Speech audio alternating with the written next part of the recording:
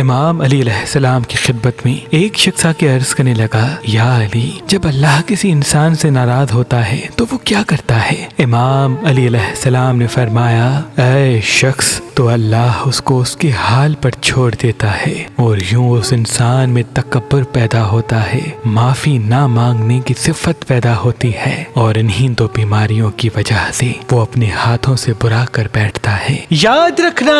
تکبر ایک ایسا مرض ہے جو انسان کے دلوں سے اس کی شخصیت کو مٹا دیتا ہے، آنے والی کامیابیوں کی راہیں اس کی طرف سے ختم کر دیتا ہے۔ امام علی علیہ السلام نے فرمایا، 100 دوستوں سے وہ ایک دشمن اچھا ہے جو دل میں نفرت تو رکھتا ہے لیکن منافقت نہیں کرتا۔ میں نے اللہ کے رسول سے سنا کہ دوزخ میں منافق کی جگہ کافر سے بھی بدتر ہوگی۔ امام علی علیہ السلام نے فرمایا، غرور اور غفلت کا نشہ شراب سے بھی زیادہ ہوتا ہے، جو اس نشے میں مبتلا ہو جاتا ہے وہ جلدی ہوش میں نہیں آتا اور یوں وہ اپنے ہاتھوں سے ہی برباد ہو جاتا ہے۔ امام علی علیہ السلام نے فرمایا، قریبی رشتہ داروں کی عداوت بچھو کے ڈسنے سے بھی زیادہ درد پہنچاتی ہے، تبھی جتنا ہو سکے اپنے عزیز و اقارب سے قطع تعلق ہی نہ کرو، ورنہ تم اپنے مقام سے منحرف ہوتے جاؤ گے۔